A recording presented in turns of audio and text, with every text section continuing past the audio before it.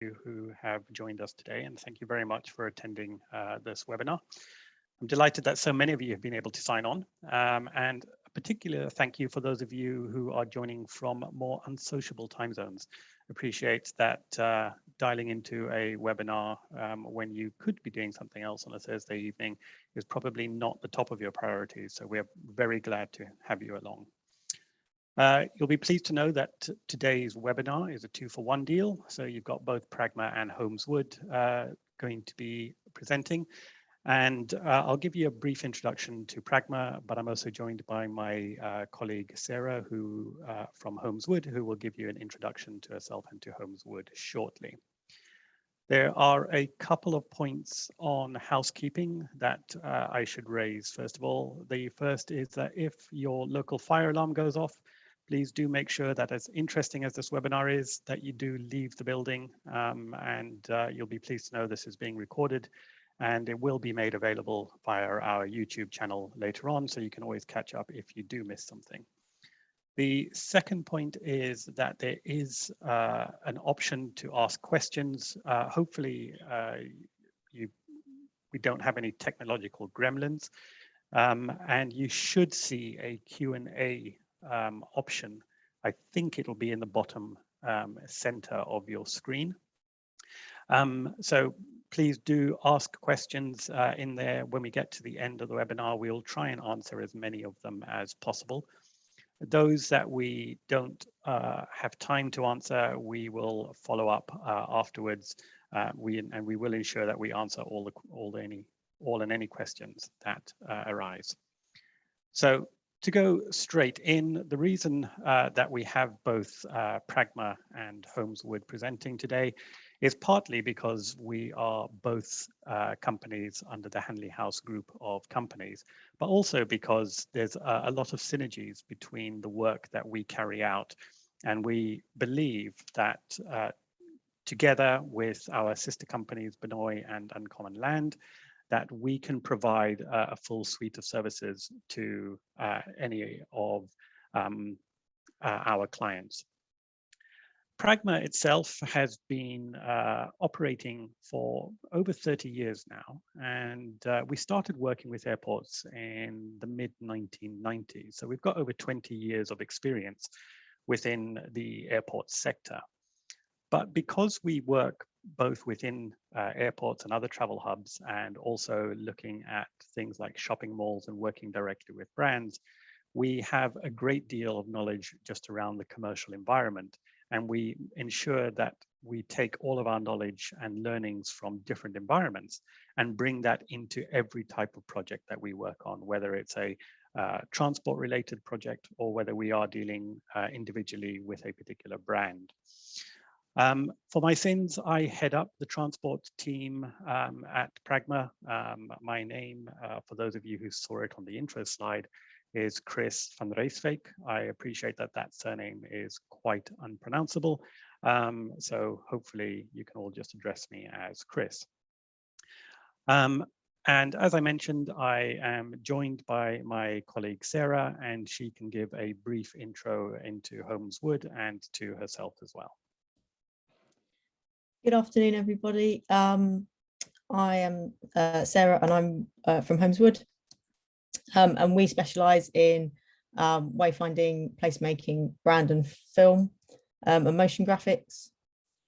And we have over 20 years experience working across a range of sectors, with a foundation that was built on the cultural sector, and we've worked with the likes of the V&A and the Tate Modern. We also work across a range of other sectors within the built environment, and our sort of core value is to sort of improve the experience of the built environment with a human-centered approach to how we improve that experience, which, as Chris has mentioned, segues quite nicely within the other companies within the Hanley House group and the work that Pragma do. Great, thank you very much, Sarah. So I want to begin talking about the airport city.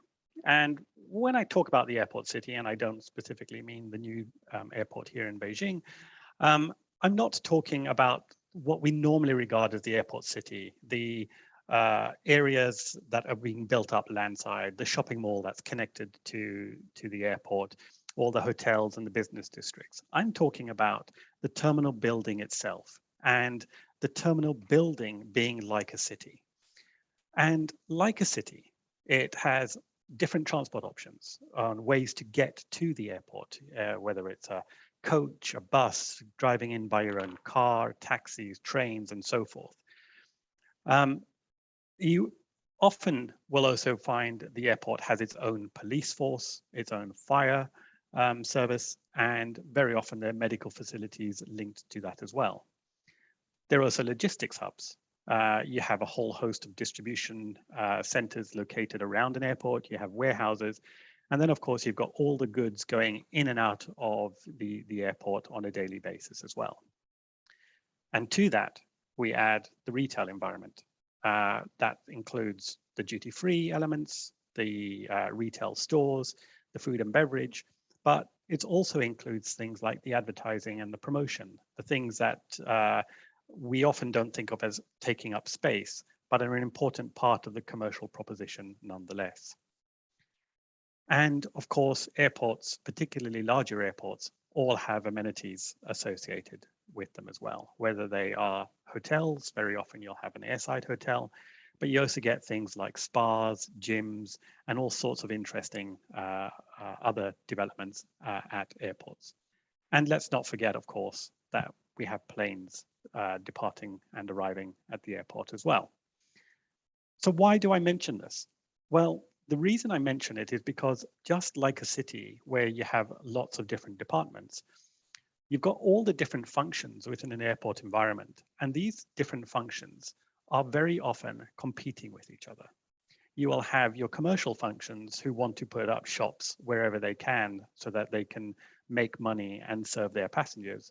But you have the operations teams and the airlines who don't want the shops there because they just want to get passengers through the processes and then onto the planes and onto wherever they want to go. So we look at the commercial tensions that we have within the airport building, all the different departments competing, and very often as an airport, we'll look at the passenger journey to understand how the passenger journey plays out and therefore what they need to do, particularly from a commercial point of view, in order to address the passenger needs. The passenger journey, however, is quite different from a journey that you would get if you went to a shopping mall. If you go to a shopping mall, you enter into point A, go around the shopping mall, and you exit from point A. In an airport environment, it's quite different. You enter in point A, and you know you're going to be departing from somewhere else. You just don't know where yet. But ultimately, you're going to get through the whole process of the airport, get to point B, and that is when you're going to depart. And so the way that passengers go through this journey from point A through to point B starts to really influence the passenger experience. And so we start as a passenger with probably not much by way of expectations. And we enter the airport building and we come out at the other end something like one of these. You could be quite happy. You could have had a good experience. You can be completely frazzled. You can be angry with the experience you have. You could be quite calm, quite nonplussed about the whole experience. But the different elements of this experience begin with the passenger journey at the start of the airport. And all the different interactions that the passenger has along that journey influence how that passenger's going to feel once they get through to the other end. And we normally see the passenger journey as being relatively straightforward. The passenger starts at home and they're going to progress from home and get to the airport building. And really from a commercial perspective, normally our interest only begins once we have them in the terminal building. And we start to think, okay, great, let's process them, get them through the operations that they need to go through landside, So get them through to check-in as quickly as possible. And then let's get them through security. And let's face it, security is never a problem. All of our airports are perfect, right? And then from there, we get them through into the airside environment. And really, this is where we start to think, this is where we can make money. We have a captive audience here. And this is where we're going to put the majority of our shops and our restaurants to ensure that we provide the maximum commercial opportunity and revenue.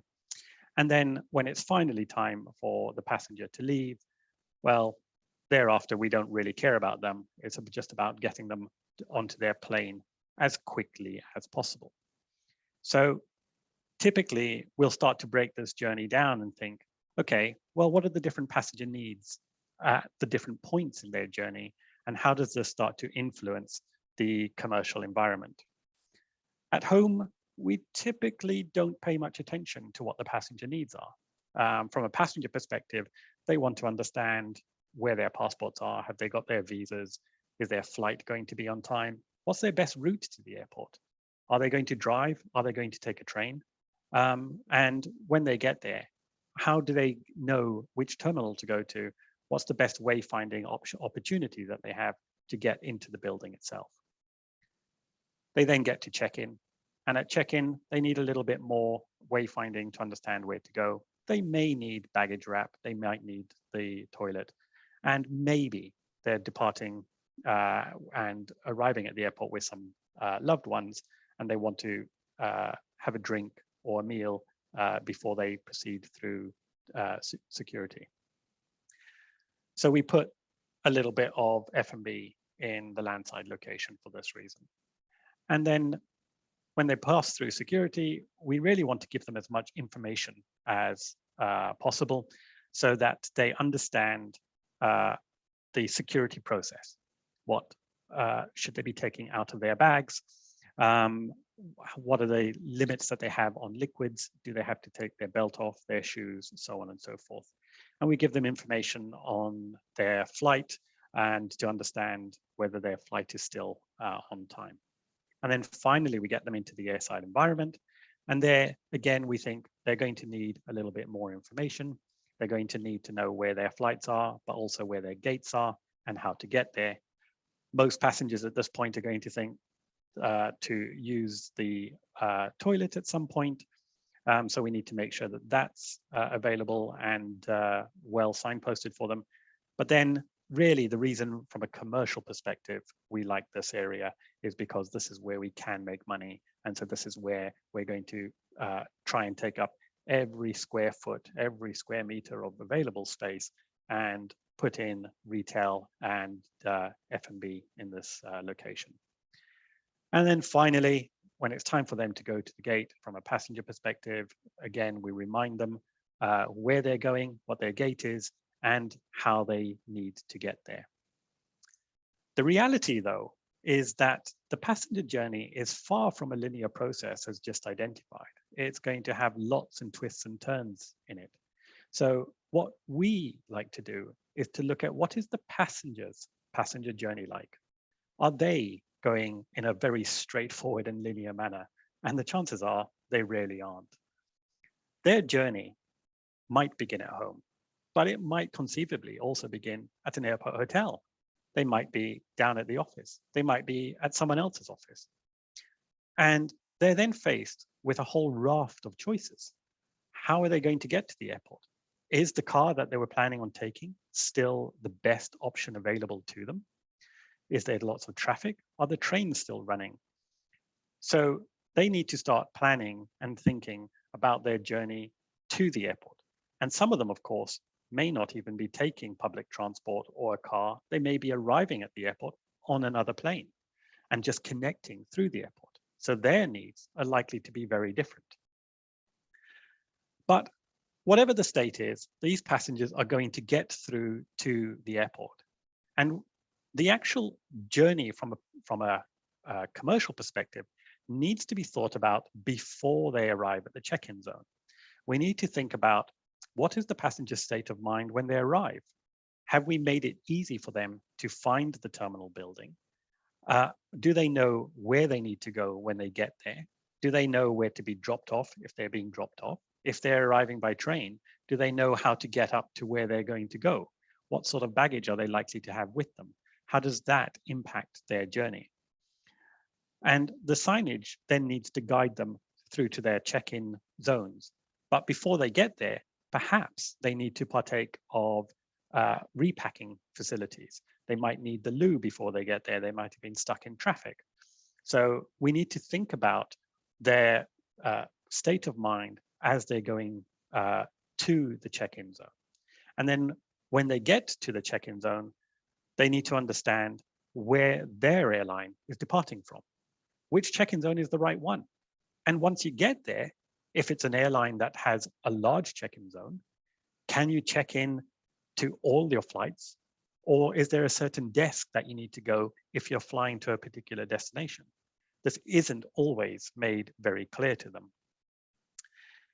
And then, of course, once they've checked in and head off to progress to security, it's another minefield. Which security lane is the best one? Are they even given a choice? How do they know which one is going to process them quickly? And when they get processed, they'll have questions like, why is my bag being rechecked? Why do I have to take my shoes off, but that passenger didn't? How are we communicating to them as they're going through? But then finally, they do make it through. But when they get into the airside departure lounge, they are faced with a variety of different choices and have a variety of different needs. Some passengers will need the loo, those who perhaps hadn't gone landside.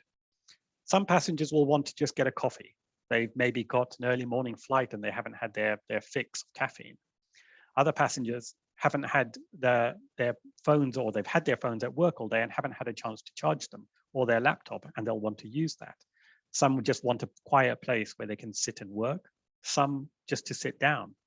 But ultimately, they're all going to want to know where they're going to have to end up. So we have to put the flight information at their disposal. And they'll also potentially want to do some shopping. So we need to make sure that the shops are available and signposted to them. And what is the connection to Wi-Fi like? How easy have we made that for our passengers as well? And then what is the experience like for these passengers as they are progressing through to the gate area? Are we just providing a long sterile corridor? Because really, at this point, we're thinking commercially, they're of no import to us anymore. We just want to process them and get them onto the plane and out of their airport, making space for those who do want to spend. So you can see that the process of going through an airport is something that most of us are familiar with.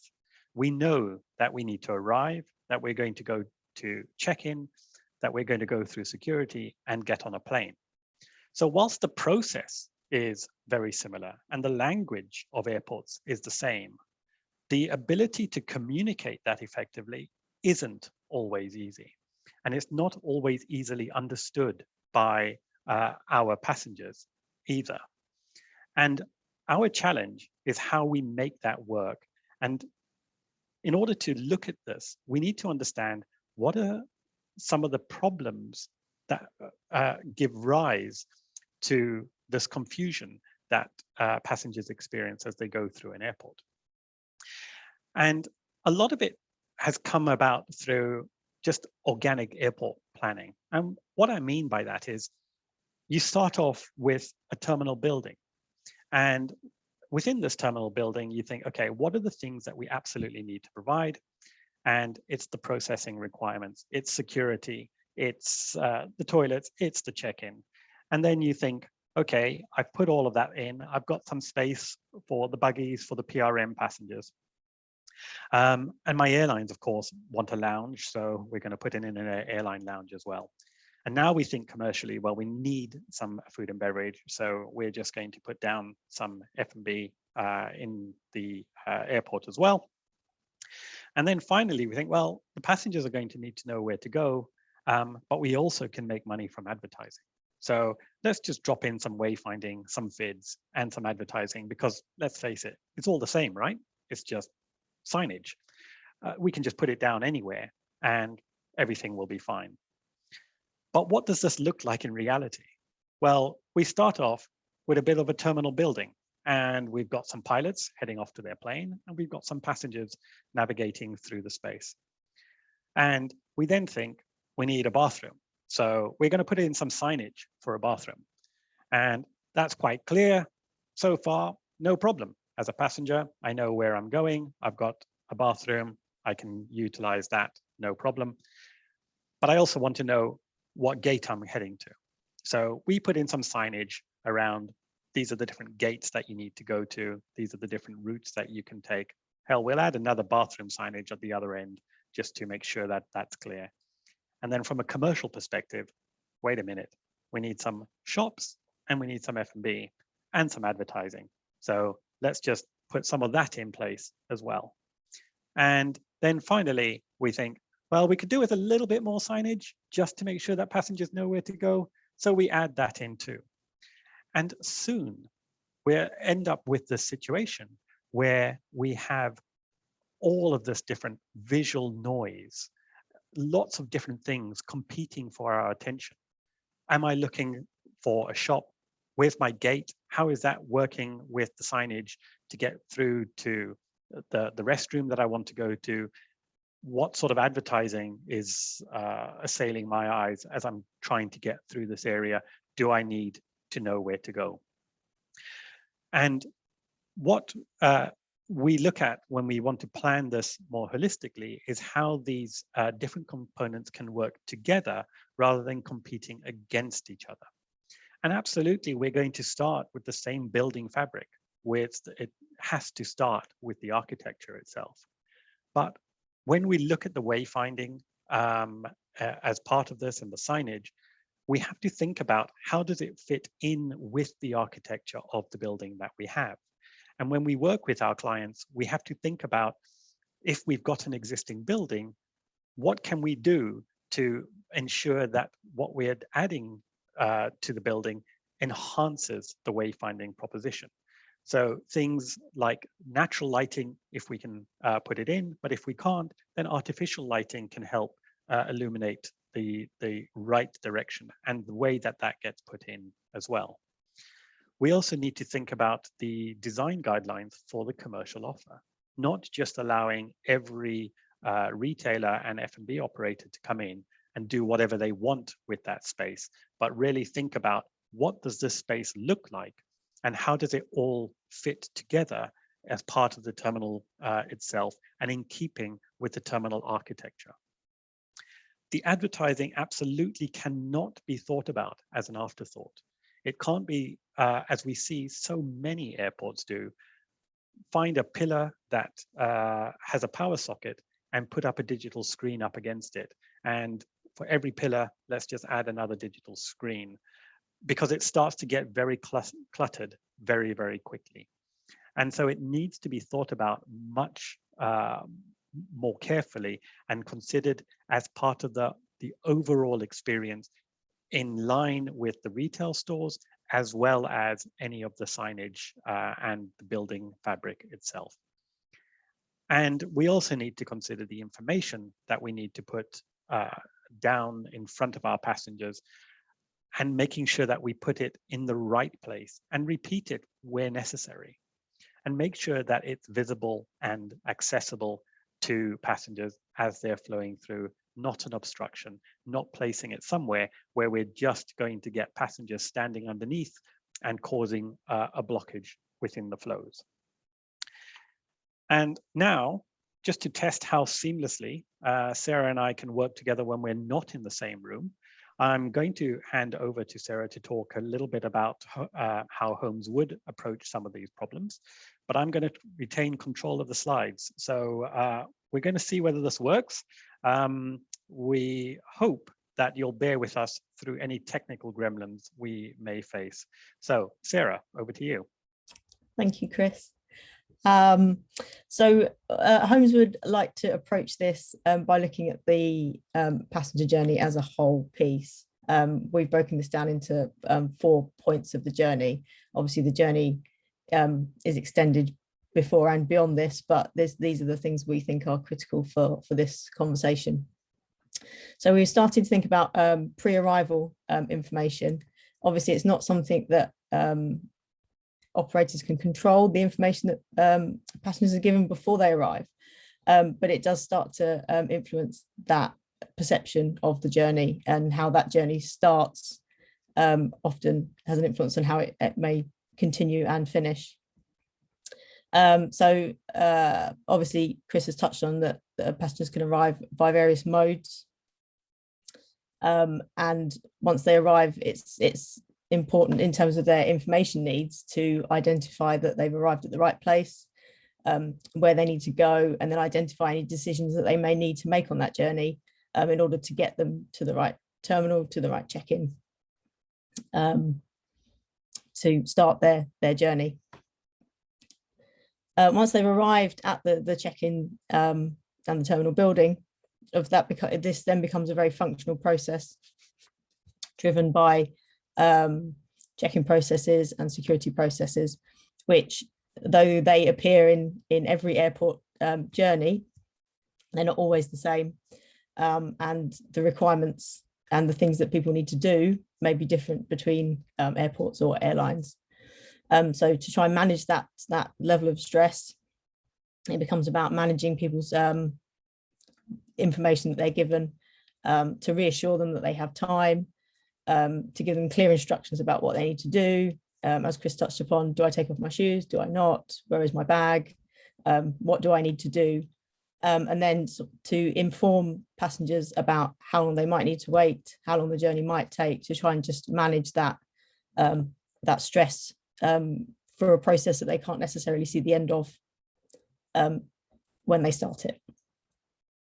And once the stressful processes are kind of ended, it then becomes about how informing passengers how they can use that time that they have, or in some cases may not have, once they're arrived airside. So as they leave security, it's about telling them, is their flight on time? Where is it leaving from? And how do they get there?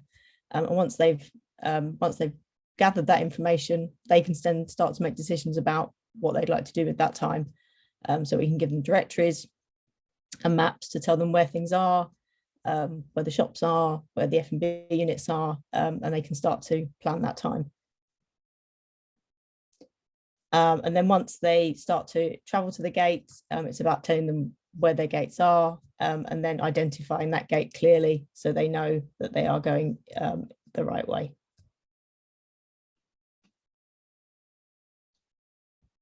So we sort of look at that holistic view, architectural integration, as well as the commercial and wayfinding elements to this journey. Chris has touched upon how we can use architecture, lighting, flooring treatments to express the journey, to minimize the amount of signs and wayfinding that is required. We always try to aim to put as few signs in as we need to manage that journey, just to reduce that visual clutter and visual noise as part of the experience. We'd also look to sort of define the locations for all of these elements, so people know where they need to look for information, so it's consistent, and also to coordinate all of these things. Often we all want the same locations, so advertising and wayfinding like to be front and center, so everyone can see them. It's just how we manage that and coordinate those elements so that each one can speak for itself, and we can avoid any clashes. So firstly, wayfinding and FIDs. Obviously, we need to provide wayfinding and FIDs throughout the journey. We just touched upon here the sort of post-security time planning element. So how we confirm the departure gate, how long it will take to reach that gate, and then direction. And then we can start to give passengers information about the commercial offers, where they can charge their phone, how they can get to the toilets, and all the interesting things they can do to enhance that experience. And advertising and media, it can be used as an enhancement for the passenger journey and the passenger experience, rather than a bolt-on. to be added onto at the end. It's how those sort of big advertising elements can be used to express the journey and highlight points in the journey. And also to think about areas where we might not need a lot of wayfinding because the journey is very linear. For example, in a tunnel, how we can use media to on that captive audience to enhance the space and elevate the experience. And we also look at retail guidelines as part of that that package to reduce the visual clutter within that environment alongside the FIDs and the wayfinding.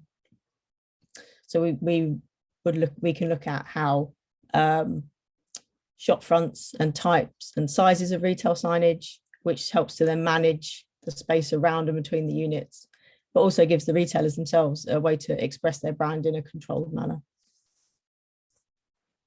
Great, thanks, Sarah. So today we've just gone over just a few small components on how we believe that the different elements should all be looked at together to create a much more seamless environment for our passengers. And the type of work that we do across the company and across Pragma and Holmes Wood really starts with the analytics of the journey, the analytics of the commercial estate, to understand the entirety of the offer and the challenges that are going to be faced along that path, with a view to decluttering, to making the environment a lot more comfortable and a lot more, I guess, nice, for want of a better word, for our passengers. And I'm sure there are lots of better words than just nice. And there really are two reasons why we do it. The first is we want to take all of these different passengers, whether they are already happy, but especially all the disgruntled and the unhappy passengers, and we want to turn them into a very happy passenger. And the second reason that we do it is by turning all of our passengers into happy passengers, we drive commercial revenues. If we can declutter and create a better experience, all of this is going to improve the overall experience of the airport, and happy passengers tend to spend more and are more likely to engage with a commercial offer. So it's an important reason for us to look to do this. So I'd like to thank you for your time today. That's the short presentation that we wanted to take you through on just some of the elements to consider and looking at how we approach these.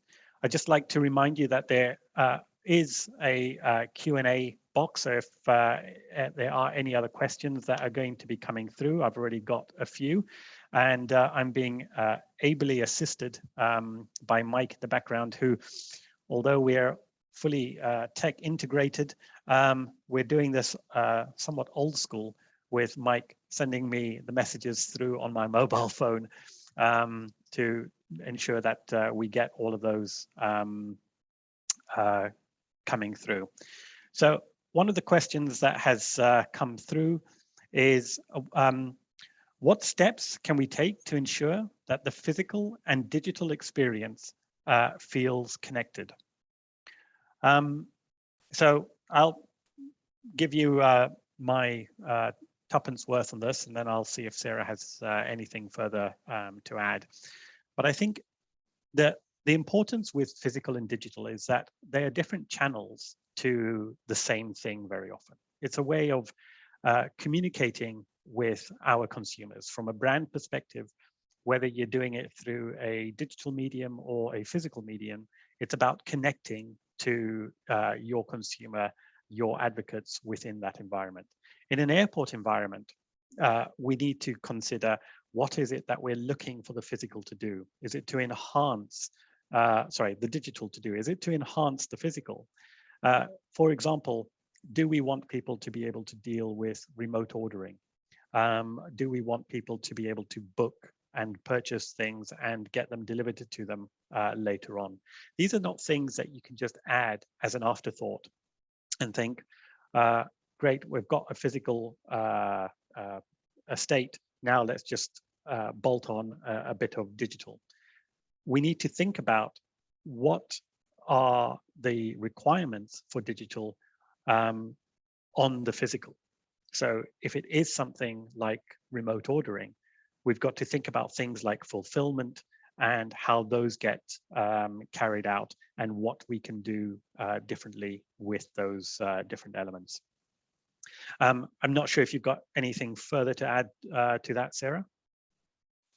Only to say, I think the digital, I think you're right. I think, I think from a wayfinding perspective, I think the physical would need to stand quite solidly without any digital intervention. I think the digital then becomes a sort of integrated part of that experience, and it's an opportunity to then talk directly to that individual with a mobile phone, for example, with a personalized journey that's just for them, and how that you can then plug into that journey. Great, thank you. Another question here is, how can the different components such as wayfinding and information work when the architecture is already existing in an already built terminal? It's a good question, and you know, what we've gone through today isn't, in an ideal world, you'd say that's what we would like to do before you even build it, is design everything up front and think about this is what we can do and how we're going to get everything working and integrated together. But most of our clients and most of the airports that we work with don't have the luxury of just building new terminals or building new airports. So very often we are working with existing infrastructure, and the way to do this is to think about the overall project that is being carried out, and looking to make sure that anything that is done to that as part of that project within the building works as far as it can with the design of the building. So that example I showed earlier of the wayfinding and the artificial lighting is taken from London Bridge Station, and that's a building that has been around for a good few years before that development took place.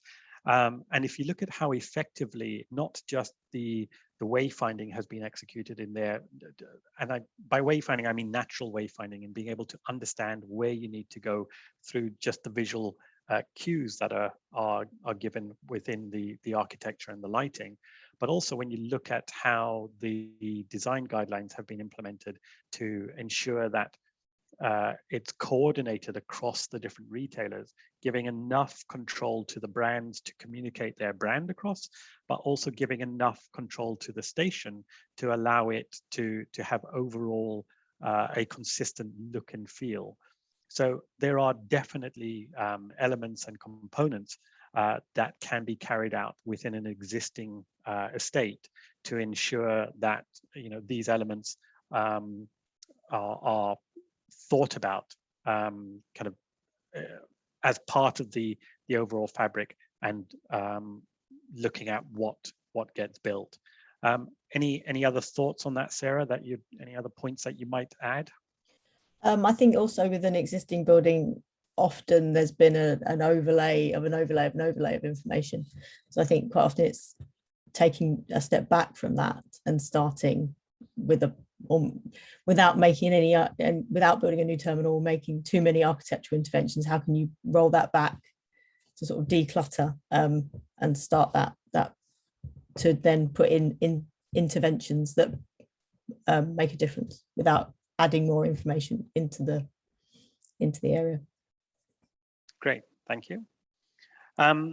So I think that's all the questions that we have at the moment, but if you do have any further questions, we will be providing our details and emailing you with any of those. So if there are questions that you feel that you'd want to ask directly, please do get in touch with either me or Sarah or anyone else at Pragma or Holmes would.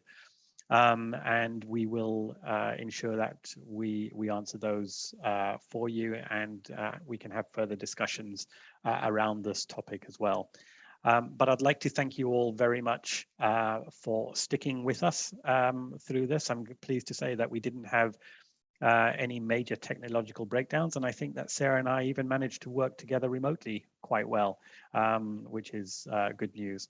So thank you once again for joining, and I'd like to wish you all a pleasant rest of the morning, afternoon, or evening, wherever you may be. Thank you very much. Goodbye.